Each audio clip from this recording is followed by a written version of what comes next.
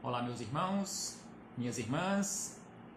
É com imensa satisfação que aqui nos encontramos mais uma vez, reunidos em nome do Senhor Jesus, nesta página virtual, neste Centro Espírita Virtual, para mais um momento de estudo, mais um momento de reflexões acerca do Evangelho do Cristo, à luz da doutrina espírita.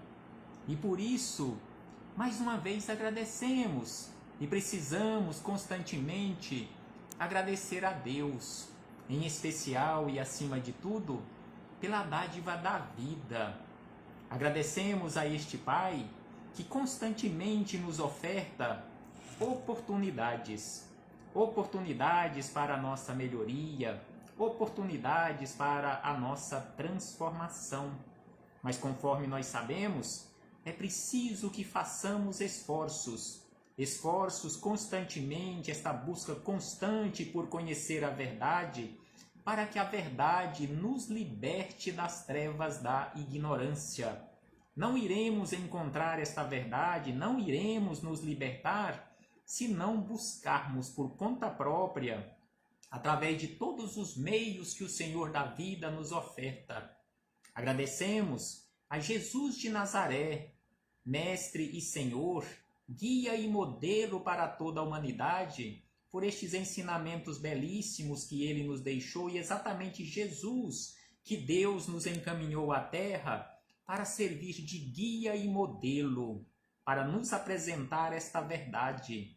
Aos espíritos amigos agradecemos imensamente pelo amparo, pela proteção, pela assistência que sempre tem nos dado ao longo da nossa trajetória. E não podemos deixar de agradecer a todos vocês, irmãos e irmãs de jornada, que constantemente aqui se fazem presentes para juntos estudarmos o Evangelho do Cristo. Quero aqui abraçar fraternalmente a nossa irmã Carlúcia Mendes, a nossa irmã Maria José Pereira, a nossa irmã Vilma Guimarães Rocha, bem como estender este abraço fraternal aos seus meninos, aos seus alunos, que todos recebam também o meu abraço fraternal e de imensa gratidão pela companhia de sempre. E aos demais irmãos e irmãs de jornada que aqui se fazem presentes, mas que eu não consigo visualizar aqui neste momento, a todos aqueles que com certeza terão acesso a este material simples e singelo de reflexões por meio dos compartilhamentos. Muito obrigado a todos pela confiança. Então hoje aqui nos encontramos para darmos continuidade aos nossos estudos, às nossas reflexões, com base no livro de Humberto de Campos, o Irmão X, em parceria com Chico Xavier, o livro Luz Acima. Luz Acima, hoje o capítulo de número 17. Este livro que é composto por 50 capítulos. Hoje estudaremos o capítulo de número 17, que tem como título Remédio contra Tentações. Será que remédio Humberto de Campos aqui nos apresenta, através de Chico Xavier, à luz do Evangelho do Cristo? Que remédio ele apresenta que serve contra todas as tentações? Antes de começarmos aqui estas reflexões maravilhosas, faremos leitura do livro Vigiai e Orai, de autoria do Espírito Irmão José, em parceria com Carlos Bacelli. A mensagem é a que está contida no capítulo 41, que tem como título Dependência Afetiva. Então aqui, Irmão José nos chama a atenção acerca da dependência afetiva que muitos de nós aqui na Terra, por descuido nosso, nos tornamos dependentes afetivamente de outras pessoas. Então aqui ele nos diz que todos somos interdependentes, ou seja, estamos interligados uns aos outros, mas ninguém deve depender excessivamente de alguém. Então, todos nós temos esta interdependência. Não vivemos sozinhos, isolados, e não fomos feitos para isto. Por isso que nós vivemos em sociedade. Em primeiro lugar, estamos inseridos em uma microsociedade que conhecemos com o nome de família. Então, para esta interdependência, no entanto, ninguém deve depender excessivamente de ninguém, nem material, nem psicologicamente. Que a tua vida não se arrase por uma frustração sofrida. Quantas pessoas vão até o suicídio, buscam até o suicídio, conforme estudamos bastante no último mês, em vários encontros acerca desta porta falsa que conhecemos com o nome de suicídio. Quantas pessoas que, devido a esta dependência afetiva, com uma frustração sofrida, buscam a porta falsa chamada suicídio, ou comete, inclusive, homicídios. E ainda nos diz, irmão José, os que não te correspondem afetivamente não te amam quanto os amas. Ninguém deve colocar-se completamente à mercê dos sentimentos alheios. Ninguém deve colocar-se completamente à mercê dos sentimentos alheios. A paixão é doença. A paixão é doença. Amar é muito diferente do que apaixonar-se, porque esta paixão, esta cegueira, conforme ele aqui está nos falando, isto é doença. Não sofras por quem te faça sofrer. Então, esta paixão que faz a criatura sofrer e ficar, digamos assim, cega em relação aos seus próprios sentimentos. Então, conforme ele nos diz aqui, não sofras por alguém que te faça sofrer. Supere a prova e procura enxergar outros corações que pulsam ao lado de você.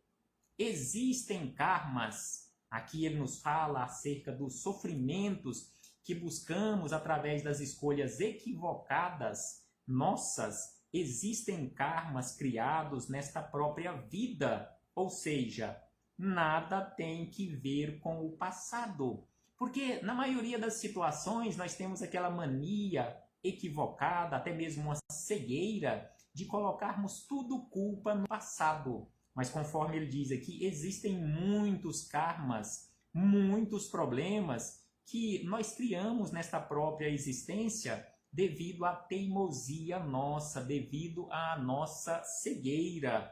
E ainda ele diz, por último, almas gêmeas na Terra constituem raridade. Almas gêmeas aqui na Terra constituem raridade. Agora, almas em resgate, almas afins na provação, contam-se aos milhares. Então, almas verdadeiras, aquelas chamadas almas gêmeas, aqui na Terra, já que estamos no mundo de provas e expiações, isso é raríssimo quando se encontra situações como essas aqui na Terra.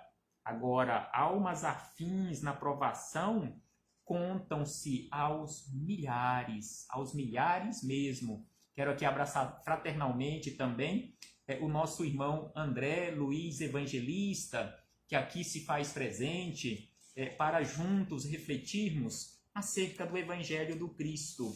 Então, mais uma vez, sejam todos bem-vindos, todas bem-vindas, e hoje, conforme havíamos dito, usaremos como base para as nossas reflexões livro Luz Acima, Humberto de Campos e Chico Xavier, o capítulo de número 17, Remédio contra Tentações. Prestemos bastante atenção neste remédio que Humberto de Campos nos apresenta nesta história, nesta narrativa, que tem como uma das figuras centrais dessa narrativa o apóstolo Pedro, já bastante velhinho, Mas aí Humberto de Campos nos diz da seguinte maneira, que chamado por um cidadão cristão novo de Jerusalém, que se fazia portador de preciosos títulos sociais,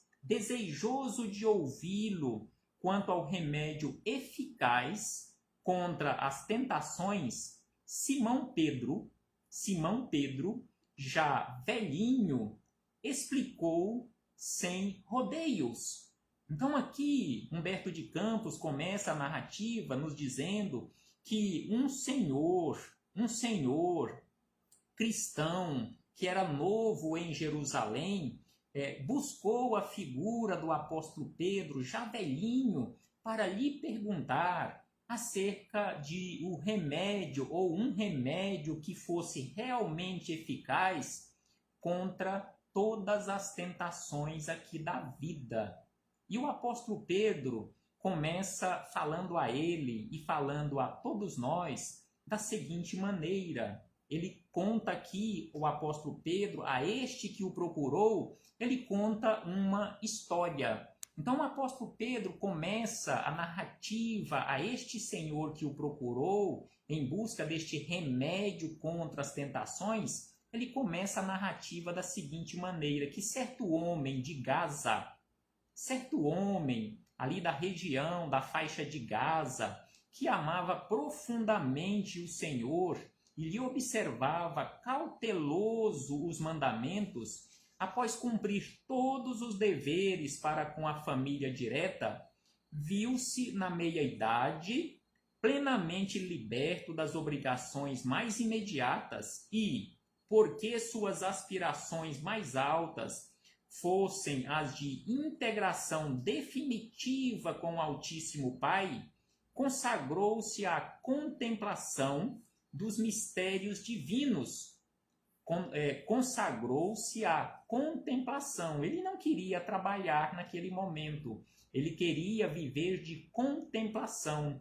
Então aqui ele fala que ele recolheu-se à oração e à meditação exclusivas.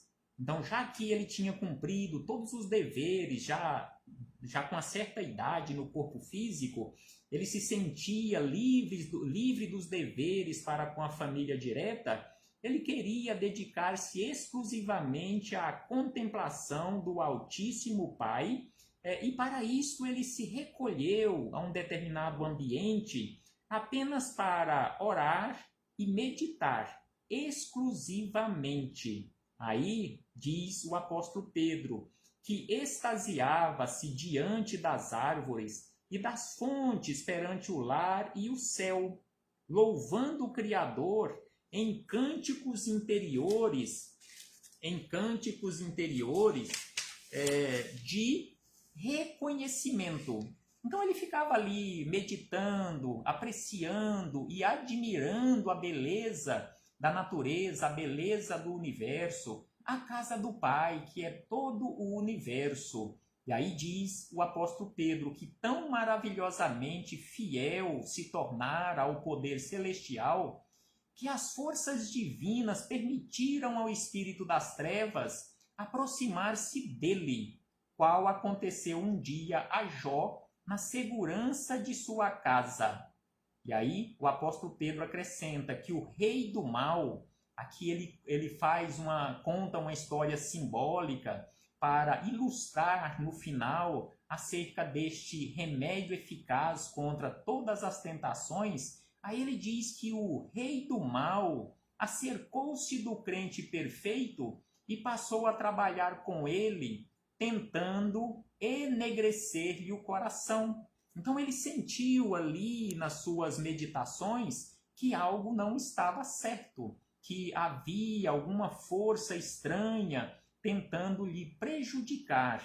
Após longos dias de conflito acerbo, o aspirante ao paraíso, Pedro fala deste Senhor como aspirante, aquele que estava em busca do paraíso, implorou ao eterno Pai em soluços lhe fornecesse recurso com que pudesse esquivar-se à tentação. suplicou auxílio com fervor tão intenso que o misericordioso, através de um emissário, aconselhou a cultivar a terra. Então aqui chegou o primeiro conselho do plano espiritual, lhe dizendo para que ele saísse daquela contemplação, aquela fé sem obras, e que ele passasse a trabalhar ou voltasse ao trabalho, já que até pouco tempo ele tinha se dedicado à família e trabalhava constantemente. Então que ele voltasse ao trabalho, aconselhou a cultivar a terra. E aí é importante, já que aqui ele fala acerca de fé, acerca de trabalho, o cultivar a terra, este cultivar a terra, a gente pode entender de uma forma muito ampla, não apenas esta terra física, mas também a terra da nossa consciência, a terra do nosso coração. É preciso que busquemos nas palavras do apóstolo Tiago, em sua epístola, quando ele fala acerca de fé sem obras. Então o apóstolo Tiago, em sua epístola, no capítulo 2, versículos 14 a 26, ele nos fala acerca da fé. E ele nos fala também acerca da obra. Então aqui no final, ou melhor, no versículo 17, depois de ele iniciar uma narrativa acerca da fé e acerca de obra, então no versículo 17, o apóstolo Tiago diz da seguinte maneira: assim também a fé, se não se traduzir em obras, ela é morta em si mesma. Então, se a nossa fé não traduzir em obras, ela é morta em si mesma. E sem sombra de dúvida, aquele que trabalha com amor, que trabalha honestamente, mesmo que ele diga que não tenha fé, ele está demonstrando a sua fé verdadeira. É por isso que este espírito amigo aconselhou a este nosso irmão da narrativa do apóstolo Pedro que ele voltasse ao trabalho, que através do trabalho ele expressaria de forma verdadeira a sua fé. E aí diz o apóstolo Pedro que o piedoso devoto atendeu à ordem rigorosamente, adquiriu extensos lotes de chão, preparou sementeiras e adubou-as, protegeu todas as plantas, dividiu as águas com inteligência, tomou a colaboração de regular exército de servidores. Então, além de ele trabalhar, ele deu trabalho para muita gente, muitos pais de família que se tornaram um verdadeiro exército de servidores. E vindo o perverso dominador, tão ocupada lhe encontrou a mente que foi obrigado a adiar a realização dos escuros propósitos. Conforme diz aquele dito popular, que a mente desocupada é aquele ambiente para o verdadeiro inferno. Então, nós precisamos ocupar a nossa mente, nós precisamos ocupar as nossas mãos neste trabalho no bem. E aí diz o apóstolo Pedro que, mais adiante, que o aliado de Deus, logo na sequência ele diz que o aliado de Deus agiu com tanto brilho que em breve a propriedade rural de que se fizera fiador converteu-se em abençoado centro de riqueza geral a produzir mecanicamente para a fartura de todos. Atendida a designação que procedia do alto, o mordomo voltou a repousar e o malvado se lhe abeirou dos passos novamente. Então aqui Humberto de Campos, na narrativa do apóstolo Pedro, nos fala que após ele trabalhar bastante naquela gleba de terra, ele voltou a descansar e o espírito do mal voltou para lhe tentar mais uma vez. Aí diz o apóstolo Pedro que outro combate silencioso, e o devoto suplicou a intervenção do Altíssimo, manifestando-se por intermédio de devotado mensageiro, recomendou-lhe o pai bondoso que ele fiasse a lã dos rebanhos de ovinos que lhe povoavam as pastagens. E o beneficiado do conselho celeste observou fielmente a determinação. Então, neste caso aqui, ele foi indicado para a realização de outra tarefa, que ele fiasse a lã dos rebanhos de ovinos que tinha ali naquela região.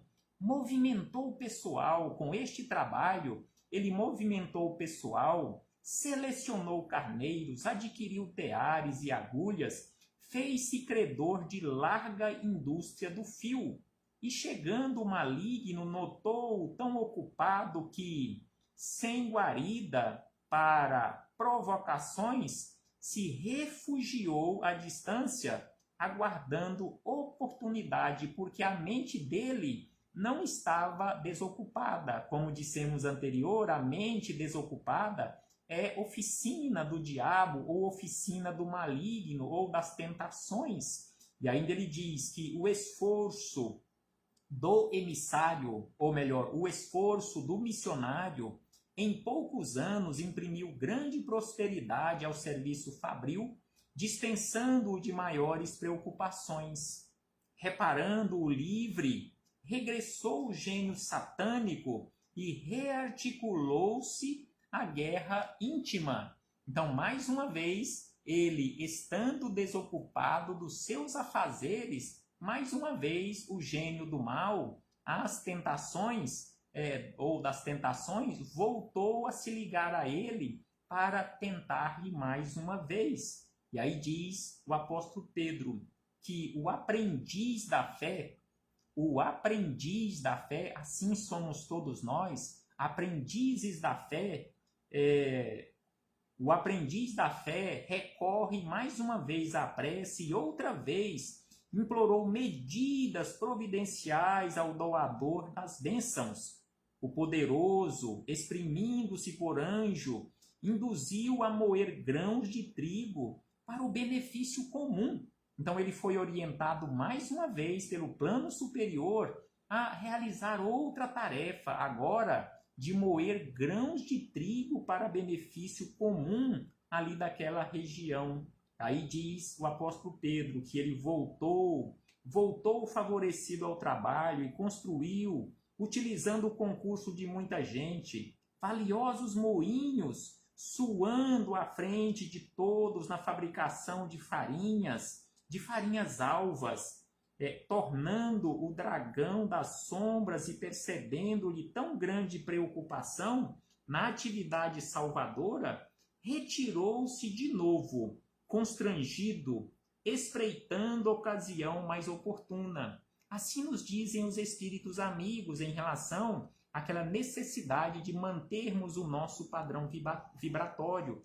Porque nesta história simbólica narrada aqui pelo apóstolo Pedro, nestas diversas oportunidades em que esta personagem na narrativa, através do apóstolo Pedro, anotada por Humberto de Campos, nessas diversas oportunidades em que ele foi tentado, aquele momento de padrão vibratório baixo. Então é por isso que precisamos manter, conforme nos orienta Jesus, a vigilância constante, vigiai e orai para não cairdes em tentação, porque se o padrão vibratório cai, sem sombra de dúvida que iremos sofrer as influências e seremos influenciados para o mal ou para escolhermos caminhos que não sejam tão bons para nós aqui na Terra e principalmente para o plano espiritual. Então é por isso que aqui Humberto de Campos nos fala acerca das ocupações, as ocupações constantes no trabalho do bem, para que quando surgir ou se vir a surgir uma ideia negativa, ela não encontre ambiente propício para se instalar, porque a sua mente está ocupada com afazeres no bem e para o bem. Aí acrescenta o apóstolo Pedro na narrativa de Humberto de Campos, que com o êxito amplo do servo leal, novo descanso abriu-se para ele e Satanás retornou, furioso à batalha pela posse de sua vida. Então aqui, mais uma vez, ele repousou. E conforme nós encontramos, abrindo um parêntese aqui nas reflexões de Humberto de Campos e Pedro, é preciso que citemos a questão de número 642 de O Livro dos Espíritos. Então, na questão 642, Kardec questionou o seguinte aos espíritos amigos: para agradar a Deus e assegurar a sua posição futura, bastará que o homem não pratique o mal? Ou seja, para agradar a Deus e garantir a vida futura, basta que cada um de nós fiquemos de braços cruzados, não prejudiquemos ninguém e também não auxiliemos ninguém? Ou seja, é isso que Kardec questionou os espíritos amigos. Basta não fazer o mal, isto já será o suficiente para agradar a Deus e garantir a nossa posição futura, ou seja, aquilo que conhecemos com o nome de salvação? Exatamente a narrativa de Humberto de Campos nesta história intermediada pelo apóstolo Pedro. Então, os espíritos amigos nos dizem da seguinte maneira, que não basta simplesmente não fazer o mal. Cumpre a cada um de nós fazer o bem no limite das nossas forças, porquanto responderá por todo o mal que haja resultado de não haver praticado o bem. Então aqui os espíritos amigos responderam a Kardec e a todos nós que não é simplesmente não fazermos o mal, conforme nesta narrativa do apóstolo Pedro através de Humberto de Campos. Não é ficar num retiro de braços cruzados, apenas orando, contemplando Deus, ou seja, não fazendo o mal, mas também não fazendo o bem. É preciso que façamos o bem no limite das nossas forças. E para encerrar essa narrativa, o apóstolo Pedro, através das anotações de Humberto de Campos, juntamente com Chico Xavier, diz o seguinte, que o piedoso discípulo da salvação refugiou-se na confiança em Deus e o todo amantíssimo por outro enviado aconselhou a erguer um pomar, ou seja, mais ocupação, orientou que ele erguesse um pomar em benefício dos servidores que lhe seguiam a experiência. Retornou o crente ao serviço ativo e tão entregue se achava às responsabilidades novas que o perseguidor se viu na contingência de retroceder na expectativa de ensejo adequado. A fidelidade conferiu ao trabalhador operoso novas bênçãos de merecida prosperidade e o apaziguamento lhe felicitou o caminho.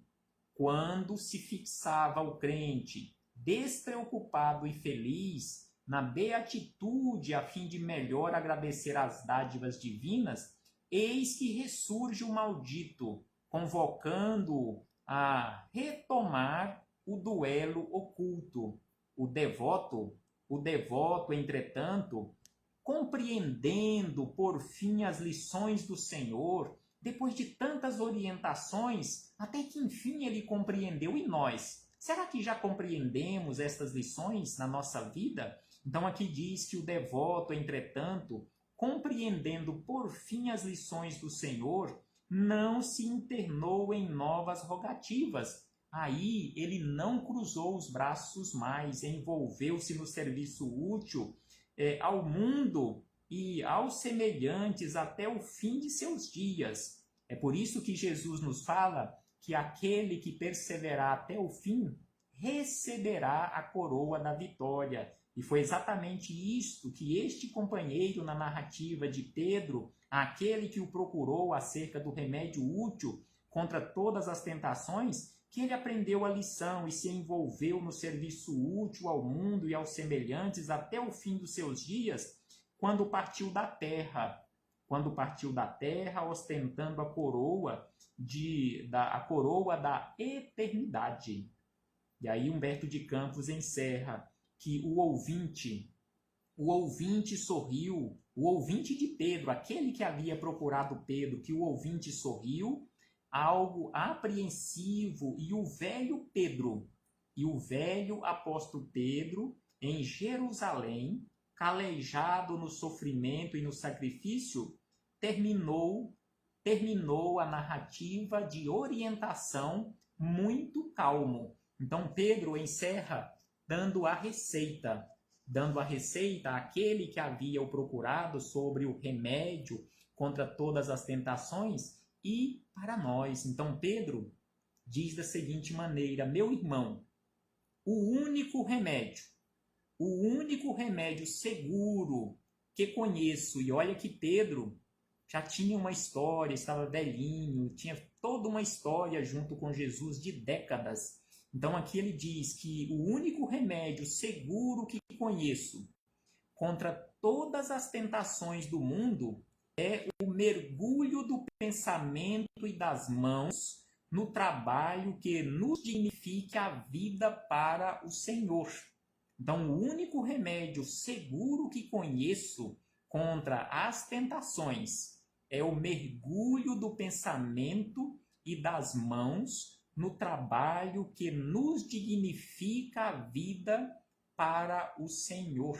Então, sem sombra de dúvida que o único remédio contra todas as tentações aqui na vida é o mergulho do nosso pensamento e de nossas mãos no trabalho dignificante, no trabalho honesto, no trabalho para o bem. E aí Humberto de Campos encerra dizendo e que o apóstolo Pedro, após dar esta receita àquele que havia o procurado e a todos nós, deu por finda a fraternal entrevista. A fraternal e instrutiva entrevista de Pedro, não àquele apenas que o procurou, mas a todos nós. Muito obrigado a todos. Recebam todos e todas o meu abraço fraternal e de imensa gratidão, mais uma vez, pela companhia, pelos comentários, pela participação, pelas vibrações, que possamos manter esta verdadeira corrente magnética de tratamento, de boas vibrações para tratamento de todos nós. Até breve, meus irmãos e irmãs.